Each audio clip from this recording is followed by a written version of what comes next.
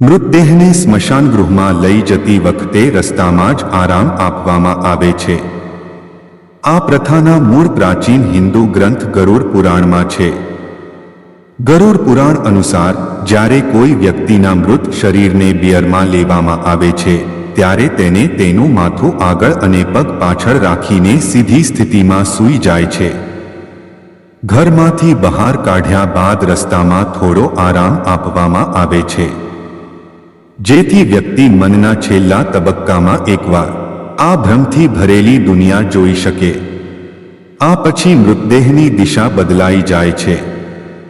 આ પછી પગ આગળ મૂકવામાં આવે છે અને માથું પાછળ મૂકવામાં આવે છે, જેથી તે તેના અંતિમ મુકામ તરફ આગળ વધી રહ્યું છે.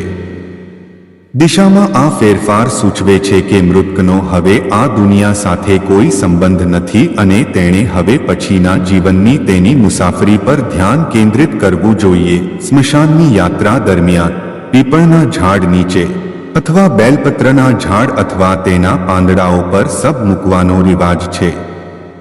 શરીરને હળવા કરવાની આ ક્રિયા એ રિમાઇન્ડર તરીકે સેવા આપે છે કે આખરે બધી વસ્તુઓનો અંત આવવો જોઈએ. આપણું ભૌતિક સ્વરૂપ પણ કાંચલાઓ છે. પીપલ વૃક્ષ અથવા બેલપતર વૃક્ષ દ્વારા પ્રદાન કરવામાં આવેલ છાંયો પણ આ વિશ્વમાં મૃતકને આવી શકે તેવા કોઈપણ નુકસાનથી રક્ષણનું પ્રતીક છે.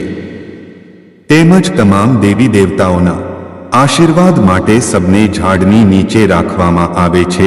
નિષ્કર્ષમાં મૃતદેહને સ્મશાનમાં લઈ જવા સાથે સંકળાયેલી આ ધાર્મિક વિધિઓનું ઊંડું સાંસ્કૃતિક અને આધ્યાત્મિક મહત્વ છે.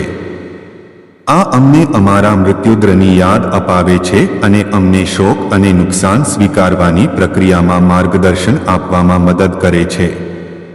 રસ્તામાં સબ યાત્રા જોવી શુભ છે કે અશુભ, આપણે ક્યાંક મુસાફરી કરી રહ્યા છીએ તો રસ્તામાં સબયાત્રા જોવી એ ખૂબ જ શુભ સંકેત માનવામાં આવે છે.